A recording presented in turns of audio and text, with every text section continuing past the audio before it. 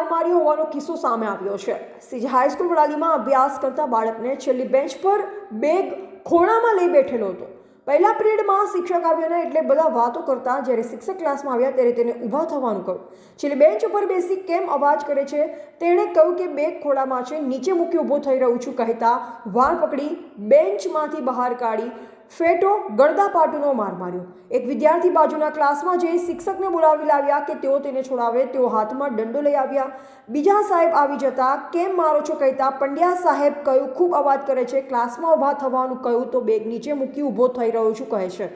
બીજા શિક્ષકના હાથમાં જાડો દંડો હતો, તે માથામાં મારવા જતા માથાનો બચાવ કરવા જમણો હાથ માથા પર મૂકતા જોરથી કાંડાથી ઉપર મારતા તેના હાથની ચામડી ફાટી લોહી લુહાણ થઈ ગઈ। ત્યારબાદ સીડી પાસે લઈ જઈ વાળ પકડી ગળાની પાછળ ફેટ મારેલ।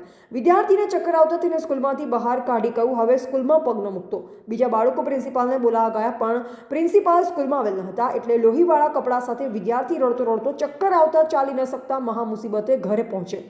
12 વાગ્યે ઘરે ગયેલ। ત્યારબાદ બાળકને ચક્કર બંધ ન રહેતા અને હાથમાંથી લોહી નીકળતું હોય તેને સરકારી હોસ્પિટલમાં તેના પપ્પા લઈ ગયેલ।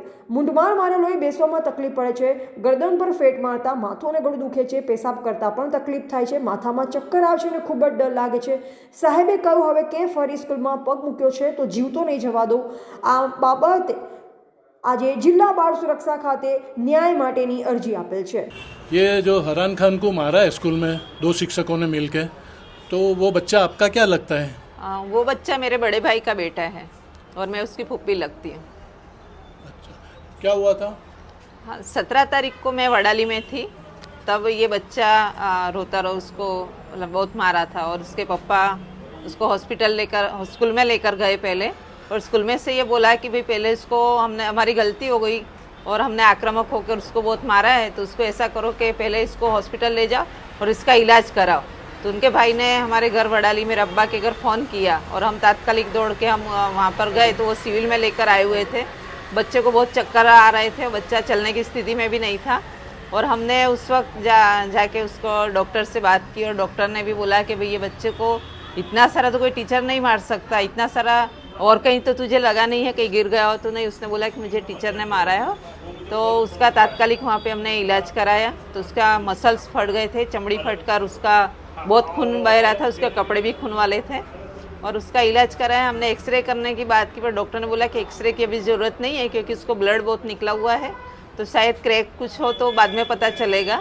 तो फिर वहाँ से लेकर उसको हम उसको घर गए और उसके पापा को बोला कि भाई फरियाद करें, पर पापा वो स्थिति में नहीं थे, उनकी मानसिक स्थिति ये नहीं थी कि वो बच्चे को देख के डर गए हुए थे कि मैं पुलिस स्टेशन जाऊँ कि क्या करूँ, वो बोलने की हालत में भी नहीं थे।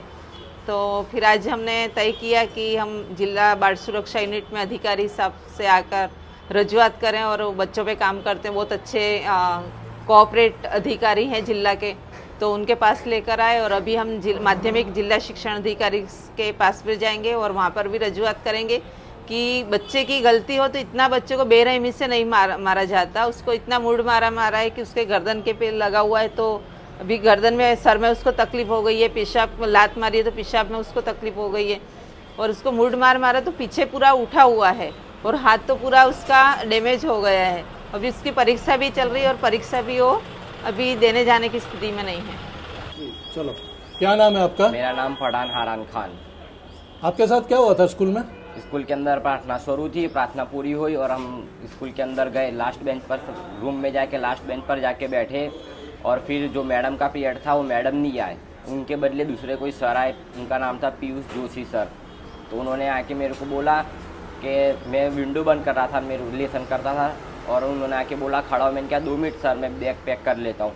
सर ने बोला, फिर मैं खड़ा हुआ ने ऐसा मेरे को उन्होंने कमर के ऊपर पहले ज़ोर से लाफा मारा और फिर मेरे को धक्के मार के उन्होंने बाहर निकाला और फिर वहाँ पे सीढ़ियों पर ले जाकर बाल पकड़ के उन्होंने गर्दन पर फेंटा मारी, बाल पकड़ के मारा और फिर इन्हें लात मारी और फिर उन्होंने बोला कि मियो पावर में और फिर मेरे को फिर रूम में ले गए और फिर दूसरे बार से पंड्या सर आए और उन्होंने मेरे को ज़ोर से सर के ऊपर लकड़ी मारने आते थे। मैंने बचाव के लिए हाथ में उद्धर करा और फिर और हाथ के ऊपर लगे और चमड़ी फट गई और मेरे को हाथ में लगा और सोजा भी चढ़ गया। खून की हालत में मैं घर गया और घर से वापस फिर गया स्कूल के अंदर पप्पा को लेके और पप्पा को लेके सर ने बोला, रमेश सर ने, कि तुम जाके पहले भूरा भाई इसकी दवा करा दो।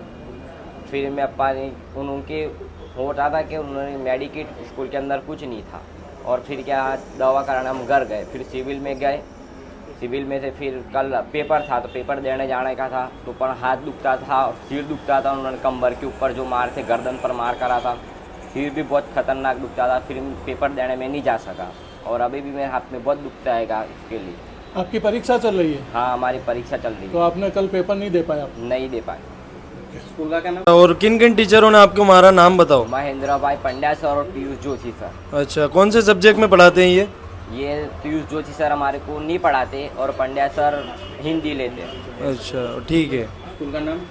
सेठ सीजे हाई स्कूल, वडाली। हाँ वडाली।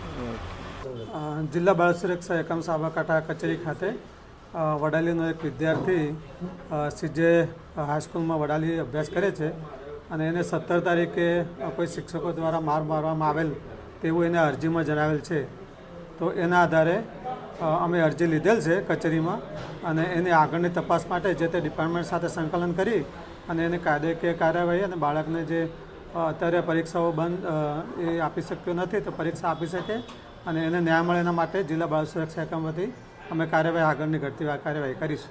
રિપોર્ટર સૈયદ સોયબ, સંબંધ ભારત ન્યૂઝ, સાબરકાંઠા.